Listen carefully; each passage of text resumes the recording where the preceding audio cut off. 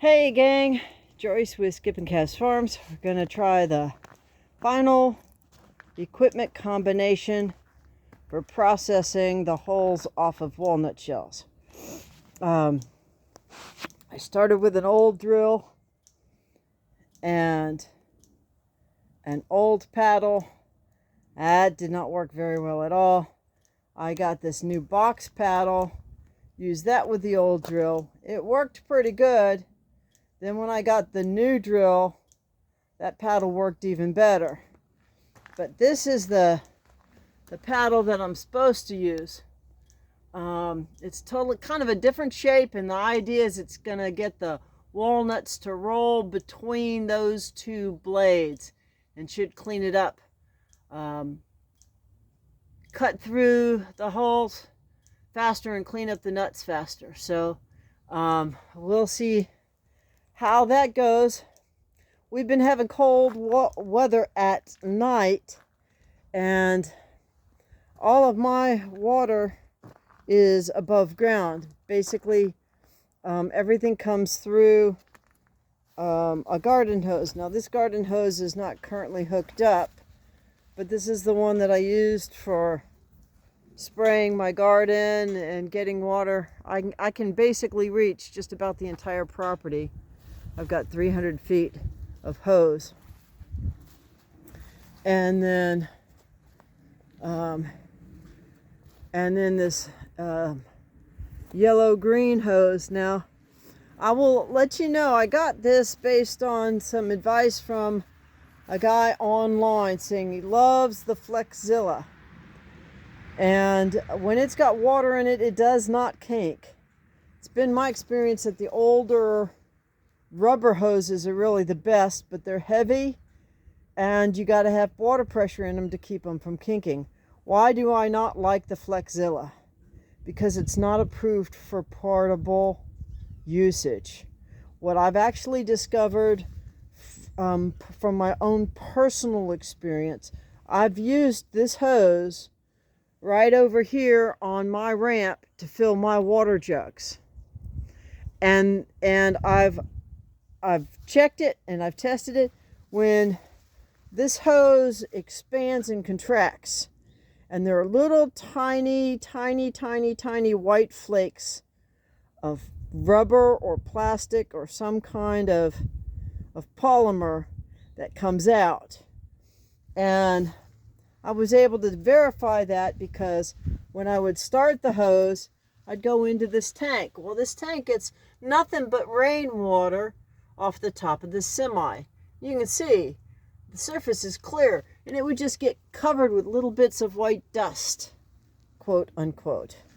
And so now I still use it, but when I use it to water myself or my animals, I turn that gate valve off and on at least 10 times to get that hose to shrink and expand and shrink and expand, so that all those little tiny particles on the inside of that hose flush itself out. And when I do that, I don't have any problem down the road, and I'm able to verify that because I filter my water inside using a carbon filter.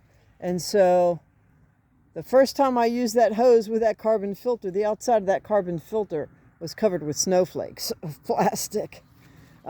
So just keep that in mind. It is a great hose in terms of it's lightweight, it's flexible, and when it's got water pressure on it, it won't kink. But that's about the only good thing I got to say about it. I went out and got some more walnuts yesterday. What's today? Today's Monday.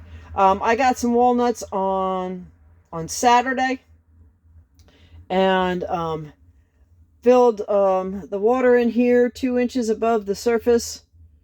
So these are floating 2 inches, and they've been sitting here for 36 hours. So that may skew my results a little bit because it's been soaking in water. But in all honesty, we've been getting rain and 100% humidity almost every day for the last 2 weeks. And so I don't really think it's going to make that much of a difference. So With that, gang, what I'm going to do is having the shorter paddle, I won't have to stand up on the bricks because the other one was 36 inches tall. So what happened was the drill was way up here. The bit of the check of the drill was this high on this drum because I've got it sitting on an old tire. Well, why did I do that? Because I was pouring the water down into this pipe. But what I think I've discovered is because that tire acts like a shock absorber, the last 2 batches that I've done, even with the other paddle, they were getting it cleaner because it was giving it a little bit of wiggle room. And so think of it like the walnuts were rolling around better and not bouncing quite so much. So I'm going to leave that set here, but I may not have to stand on the cinder block, which is okay with me. So with that, we got the extension cord set up, and we're going to come back over here and get our trusty dusty Harbor Freight low speed